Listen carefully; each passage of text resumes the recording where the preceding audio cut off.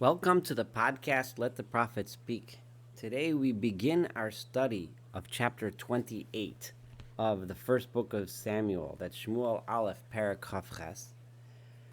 But before we study this very strange chapter, seemingly bizarre chapter, but also extremely interesting and enlightening as well, I feel that it's important for us to give an introduction so that when we study it together, it'll have so much more meaning.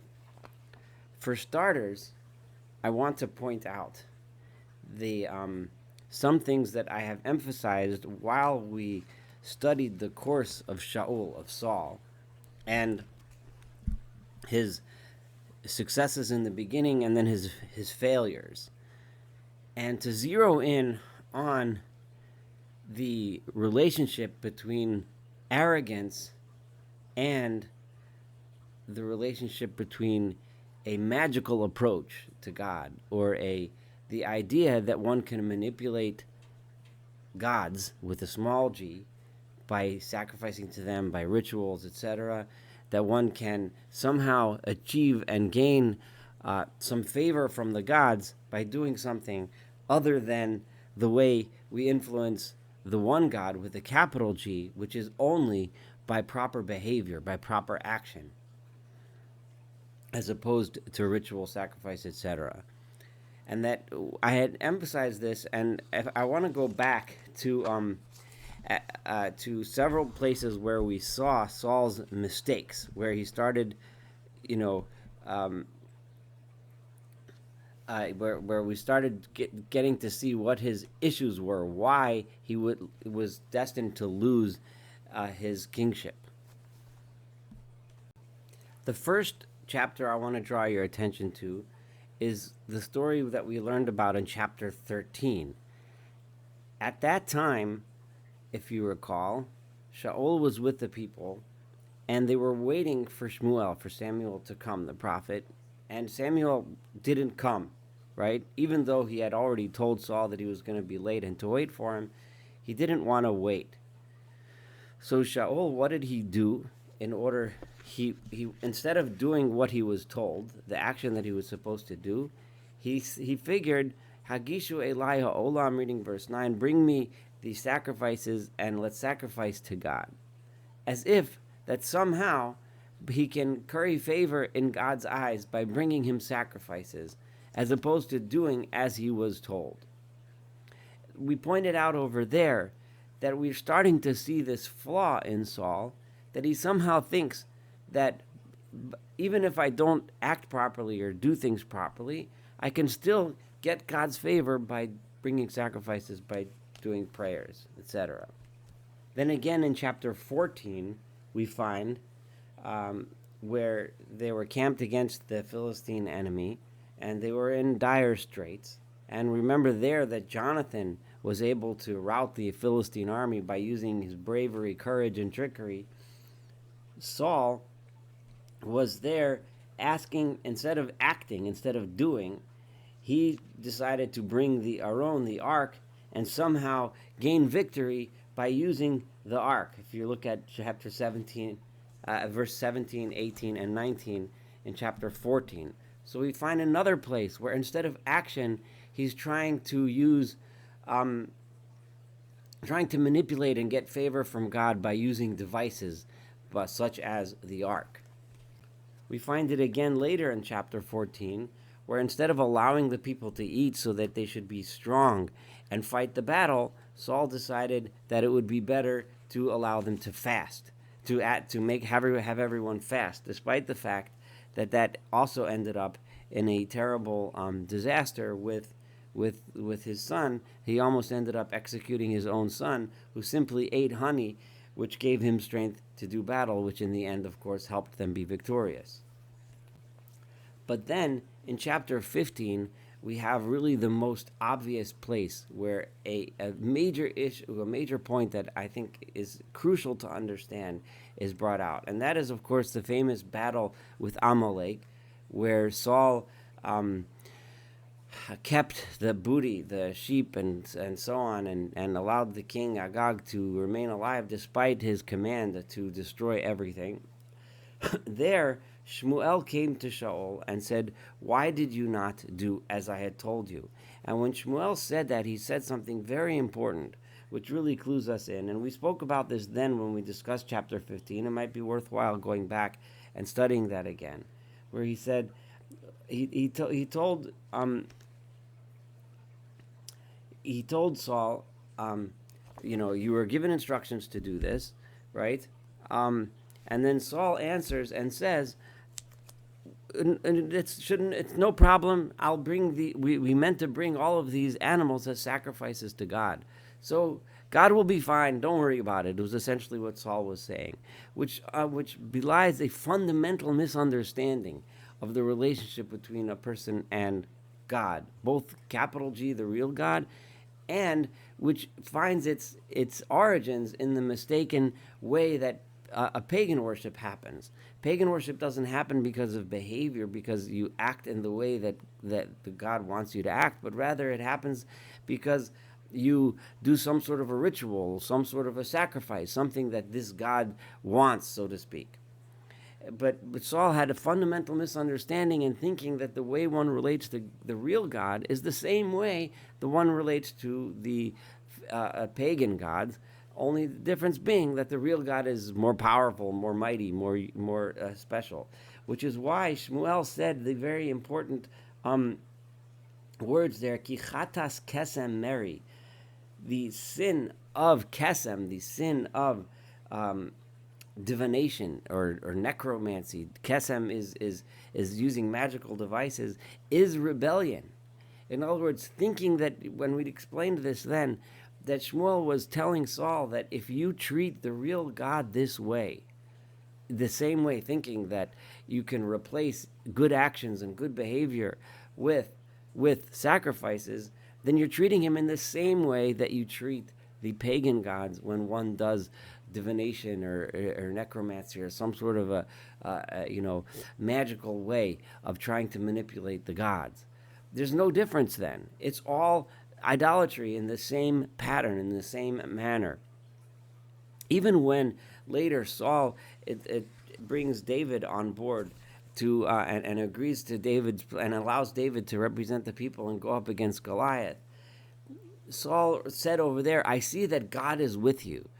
Now, we know that, of course, God was with David, but God was with David because David was the right person. He was acting in the right way. He was doing the right things. He was humble.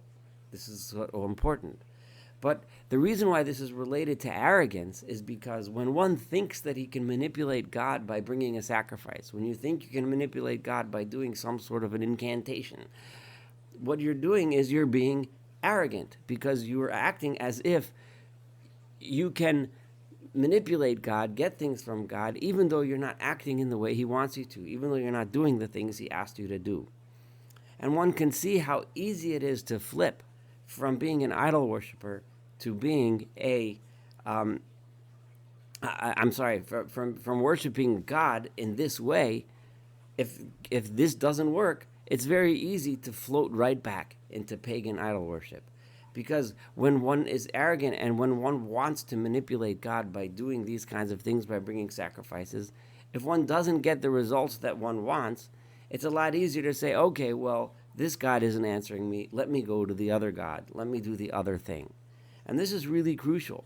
This is why it's so important to understand this basic concept, which, and I've emphasized this numerous times throughout this podcast, throughout all of the books of the prophets, that this is probably the most fundamental lesson of the entire Bible. Now, I know that is a extremely big statement to make, but we've seen this repeatedly over and over and over again.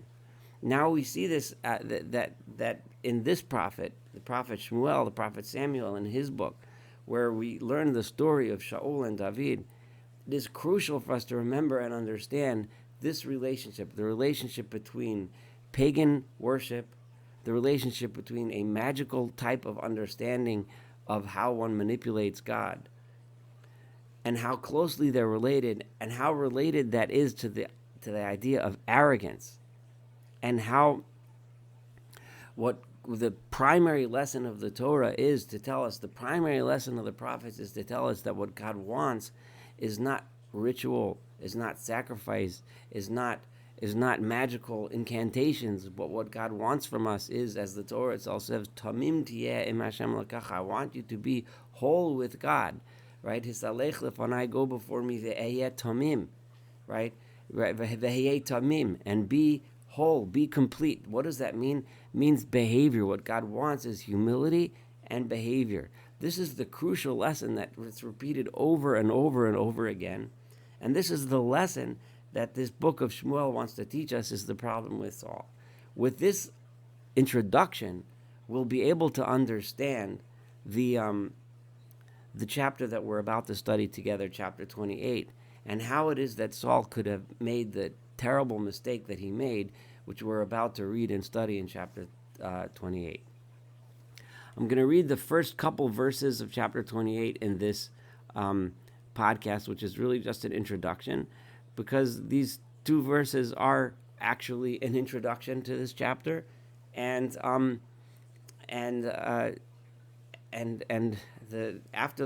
starting from the third verse is the story of Saul. The first two verses focus back on David. So remember, David now is in Gat. He is living with Achish, who is the king of Gat.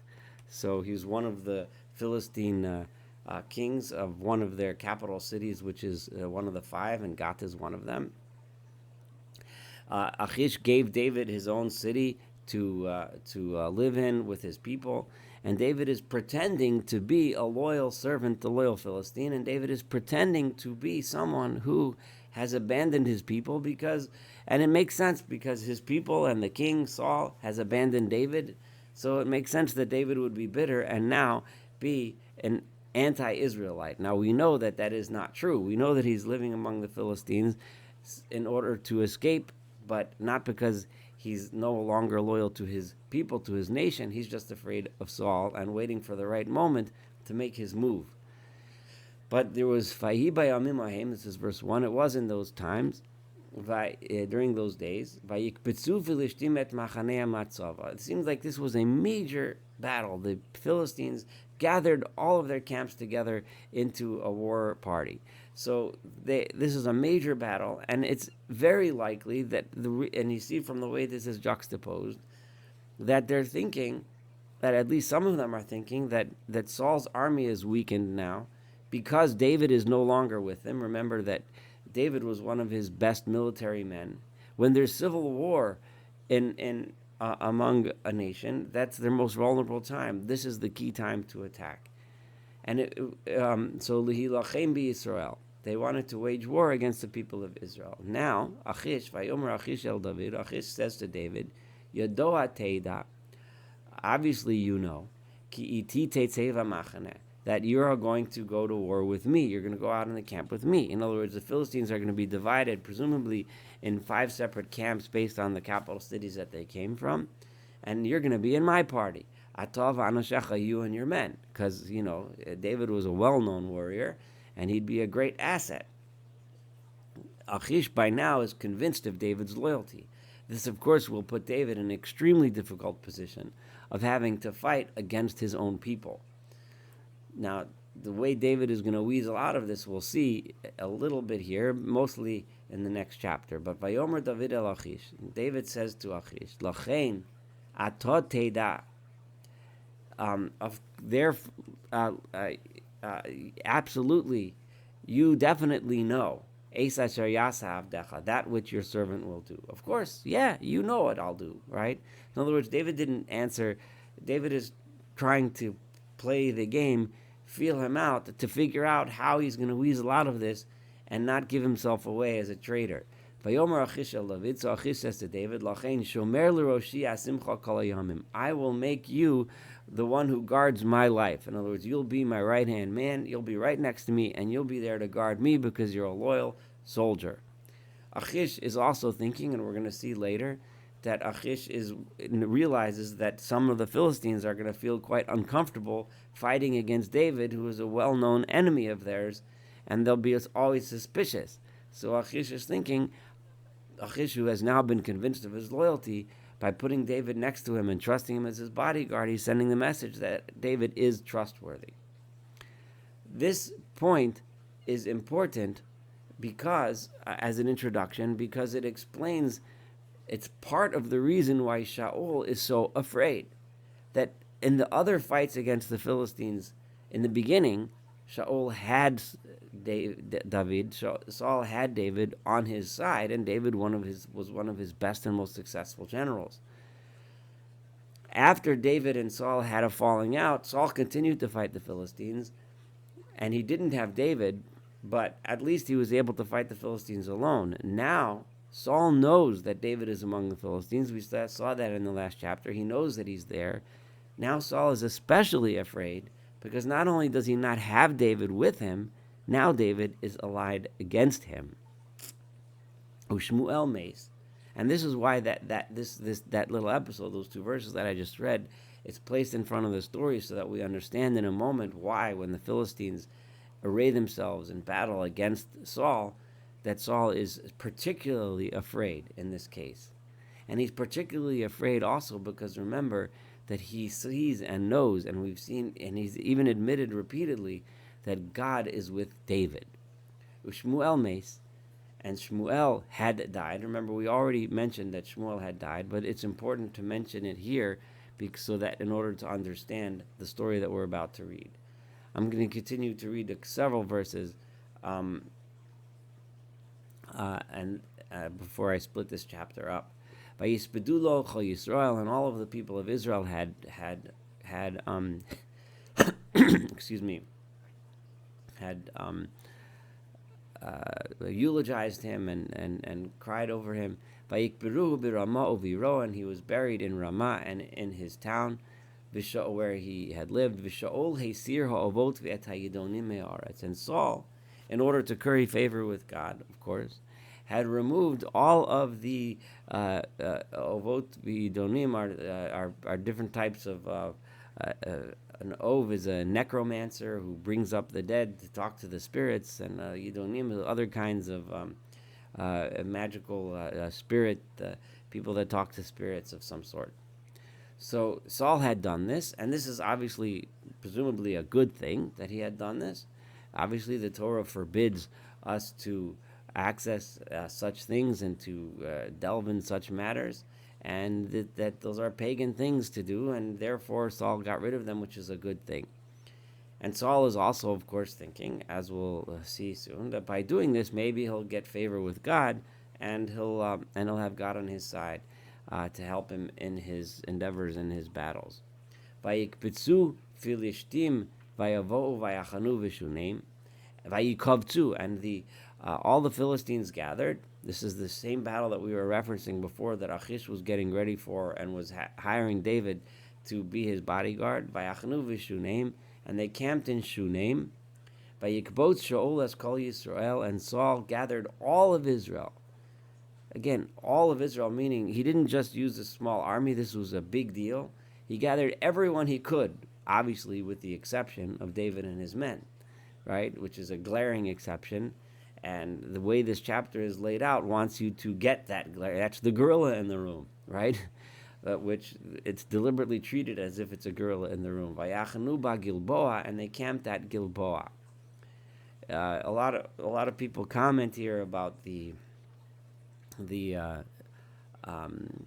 geography here is unusual, because here the Philistines, where typically their fights take place in the southwestern coastal areas near modern Gaza and southern Israel, and those areas where the Philistines were settled and fought mostly against the people where at the lands where they overlap in southern Judea and so on. But this is taking place farther north in Samaria and farther north, and one might suggest that this is part of the reason why is because they had such a large army. This is an even more major threat at the heartland and in areas where the Philistines usually didn't act. So this is from act of a major army, not just some cross-border scuffle. Vayar Shaul es machnei Philistим, and Saul saw and this again, when it uses the word see here, it also spells out the Hebrew root for the word vayira, and he was afraid. So it says vayar vayira. He saw and he was very afraid. Vayecharad libo ma'od, and he was very afraid in his heart. So Saul is afraid. He doesn't have David on his side. He needs help. He needs something to do. Now, what is Saul going to do? How does he handle stressful situations like this? Well, if we remember from the past, he is going to look for some divine assistance. And that's where we're going to pick up in the next podcast. Thank you so much for studying so far together with me. And bear everything we said in mind when we study tomorrow together the rest of chapter 28.